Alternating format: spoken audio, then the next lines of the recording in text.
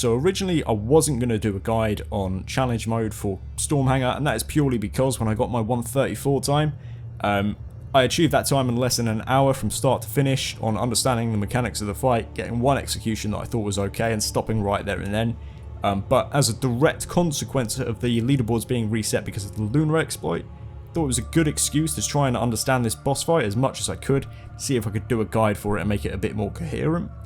Because you're watching this, hopefully I've been successful.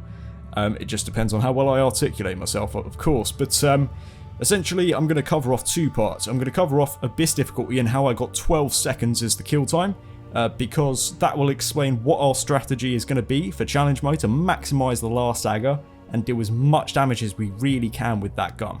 So the new patch that came out quite recently introduced this new dog. This new dog recovers your mana every 45 seconds by 16%, which is a really strong effect. That is a very powerful effect if you're using skill cost reduction, because skill cost reduction increases your effective mana, which makes your 16% recovery even more powerful.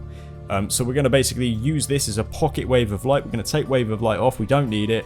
We're going to put on a second Python. That's going to give us 3 benefits: toxic circulation, multi-hit induction, and the crucial one for the Python specifically is the prey debuff on the boss, which will shred its toxin resistance to maximise the damage on the last dagger. Here's a clip of this 12-second kill. You can see how insane this is. Right, that's enough of me nattering on.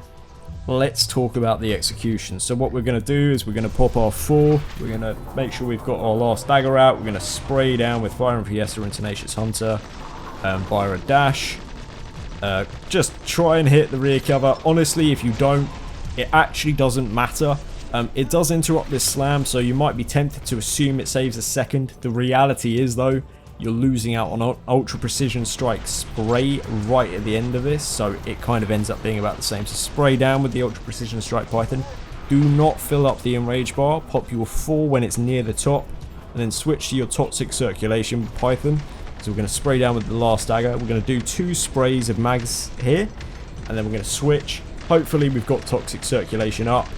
And then we're going to spray down, going to deal a nice amount of damage. I've seen as high as up to that green icon before, so it is quite random, but it is really nice when you get that damage, let me tell you. So now the boss is going to just do its random enrage stuff, and what we're going to do is right near the end here, we're going to pop our 4 to get our buff back up near the end of Arcade Leak, and then once it enrages and looks down, we're going to start hitting the rear covers. Then we're going to hit the pipes at the back. I'm not sure what they're called, but you know what I mean. Them. And then what we're going to do is we're going to wait for the boss to start summoning its adds, which it does here. We're then going to hit the orb, hit the other orb. That will basically interrupt the add summon, and it saves you like a second or 2. Meanwhile, we're going to pop our 4. We're then going to get in position for the cannon attack, so we're going to get low for that to make sure it's an easy shot. Then we're going to switch to the toxic circulation Python. We're going to hit that, break it, hit that, break it, spray up to make sure we get multi-hit induction stacks back up. If we get a stray bullet, start spraying down with the last dagger. Then when that's done, we're going to pop our 4 immediately. That is really important. We're then going to dash away with the last dagger, hit this for some extra damage, and then we're going to switch to the Python with ultra precision strike. And then we're going to start spraying down because it's going to follow up with the electric ball attack, hopefully with its back flat, and then spray down until the boss gets stunned. As soon as it gets stunned, your 4 is going to be back up. Hit it now, and if you look at our mana, it's very tight, but it all just about fits together. So we switch to our toxic circulation Python and start spraying down. Unfortunately, once again, I get a bit unlucky on toxic circulation, and I don't get it, so I have to finish off the boss. That's 2 in a row. That is actually very unlucky, but there we go, it's dead. Just a couple of clips to show. So the first thing to state is, you might have noticed in the demo I was very liberal with the 1. Let me tell you, you don't need to use the 1 nearly as much as I was. I was just really paranoid. I'm going to let this clip do the talking. Yeah.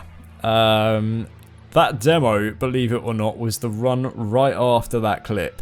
That really tilted me. I honestly have no idea why I didn't actually just finish off with the Ultra Precision Strike Python, but I think I was just so devastated to see that health bar that I just gave up in shock.